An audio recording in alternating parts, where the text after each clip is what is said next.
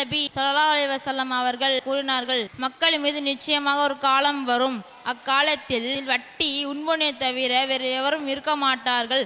அவ்விதம் வட்டி உண்ணாதிருப்பவர் மீது வட்டி உண்பவரின் மூச்சாவது படும் என்று கூறினார்கள். அக்காலத்தில் மனிதன் தன்னுடைய சம்பாத்தியம் ஹலாலா ஹராமா என்பதை பொருட்படுத்த மாட்டான் என நபி ஸல்லல்லாஹு அலைஹி வஸல்லம் அவர்கள் கூறினார்கள். அஷன் ரலியல்லாஹு அன்ஹு அவர்கள் கூறினார்கள், அக்காலத்தில் அவர்களுடைய உலக காரியங்கள் சம்பந்தமான பேச்சுகளில் மஸ்ஜிதுகளில் நிகழும். ஆகையால் அப்படிப்பட்டவர்களுடன் நீங்கள் சேர்ந்து உட்கார வேண்டாம். உலகத்தை விரும்புவார்கள், மறுமையை மறந்து விடுவார்கள்.